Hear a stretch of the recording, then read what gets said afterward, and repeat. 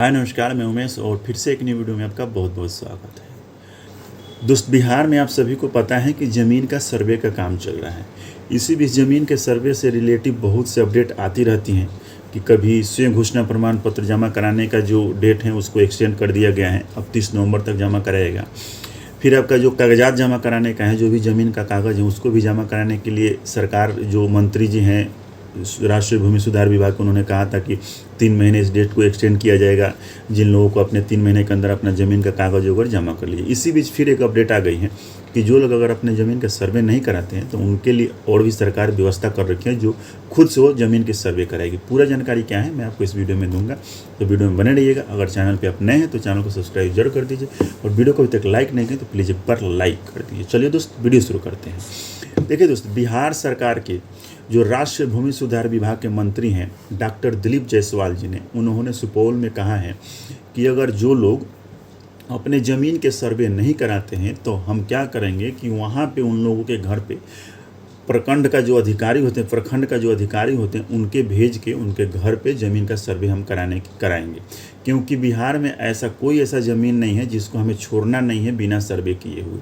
और इसमें और भी कहा है कि जो ज़मीन का जो कागजात जमा कराने के लिए जो 3 महीने का टाइम दिया गया था, उस टाइम को और आगे बढ़ाया जाएगा। देखिए दोस्तों, एक पेपर के माध्यम से दिया गया, इसमें साफ साफ कहा जा रहा है कि कागजात जमा कराने के लिए और बढ़ेगी समय सीमा, जायसवाल जी ने कहा। इसमें और भी कहा जा रहा है कि सरकार ज़मीन सर्वे की चल रही प्रक्रिया को भूधारकों के लिए कागजात उपलब्ध कराने के लिए 3 महीने का समय को और आगे बढ़ा सकती हैं। राष्ट्रीय भूमि सुधार डॉक्टर मंत्री दिलीप जायसवाल ने सोमवार को सुपौल में एक समारोह में कहा है, अगर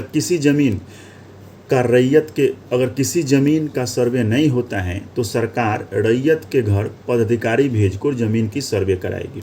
यानी इस पेपर के माध्यम से दिया है। तो देखिए दोस्तों, ये अच्छी अपडेट है कि मान लीजिए कोई आदमी छूट जाता है, चाहे किसी आदमी को कुछ समझ में नहीं आता है, तो सरकार अगर ऐसे पदाधिकारी भेजेगी, चाहे कोई भी अपना आदमी भेज कर अगर सर्वे कराती है, तो ये बहुत ही बढ़िया अपडेट है।